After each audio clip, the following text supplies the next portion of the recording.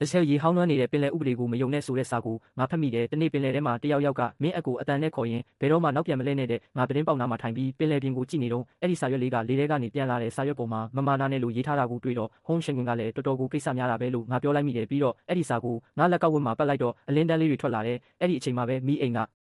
လင်းလာပြီးကရှုပ်လို့ခေါ်တဲ့အတန်ကိုကြားလိုက်ရတယ်အဲ့ဒီနောက်မှာတော့ပြန်လာခဲ့လို့ထပ်ခေါ်တယ်ငါအကိုကငါ့ကိုအဲ့လိုမျိုးဘယ်တော့မှမခေါ်ဘူးဘလောက်ပဲတူအောင်လှုပ်သူ့အတန်မဟုတ်ဘူးဆိုတာငါသိတယ်မိအိမ်ကအလင်းရောင်တွေမိန်သွားတော့ငါလက်ကောက်ဝတ်ကအလင်းတန်းလေးတွေကပိုတောက်ပတ်လာတယ်ထွေခဲမိုက်ကိုရောက်တော့တခြားចောင်းသားတွေကငါ့ကိုတီးတူးပြောနေကြတယ်သူတို့တွေက2ယောက်ကဒါသူမလားအားနေနေရတော့အဓိကအတန်းတွေကိုဝင်နိုင်သေးတယ် Sea Kingdom Department ရဲ့နောက်ပေါက်ကနေ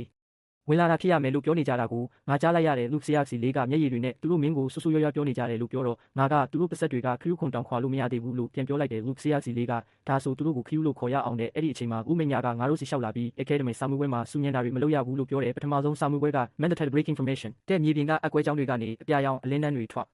တက်လာတဲ့ចောင်းသားတွေက formation ကြီးကအလဲမှာရှိရမယ်လို့ပြောကြတယ်ငါ formation စီလျှောက်သွားပြီးငါပုံစံအုပ်ချုပ်ကိုထိလိုက်တော့ငါလက်ကောက်ဝတ်ကအလင်းတန်းတွေထွက်လာပြီး formations ကအလင်းရောင်တွေပြောင်းသွားတယ်တယောက် formation ကိုပြောင်းထားတယ်လို့ငါပြောလိုက်တယ်ဥမညာကမင်းဘာကြည့်နေတာလဲလို့ငါ့ကိုမေးတယ်တယောက်က formation ဇိုင်းကိုကောင်းကောင်းဖွက်ထားတာကိုငါကြည့်နေတာလို့ငါပြန်ဖြေလိုက်တယ်ပြီးတော့ငါကအလဲကဟာကပေါ်စားတဲ့လူတွေအတွက်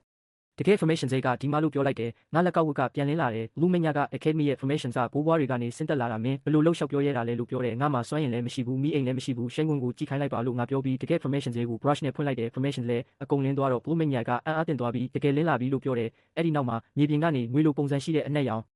တတဝါကြီးတကောင်ထွက်လာတယ်ចောင်းသားတွေကကြောက်လန့်ပြီးပြေးကြတယ်ငါလက်ကောက်ဝတ်ကအလင်းတန်းတွေနဲ့ဘဲဘက်3လိုင်းတွေကိုဖိထားလို့ငါអော်လိုက်တယ်ចောင်းသားတယောက်ကငါလုံမယ်လို့ပြောပြီး platform ကိုတက်သွားတယ်ညာဘက်ကိုရိုက်ရည်စည်းကိုပြန်လှည့်လို့ငါអော်လိုက်တယ်သူဆေးရစီလေးကငါရောက်ပြီးတဲ့အလဲမှာဘယ်သူမှမရက်နဲ့လို့ငါអော်လိုက်တော့ចောင်းသားတယောက်ကအလဲကိုနင်းတော့မလို့ဖြစ်နေတာကိုတွေ့ရတယ်တွားလို့ငါပြောပြီးသူ့ကိုတွန်းထုတ်လိုက်တယ်တတဝါ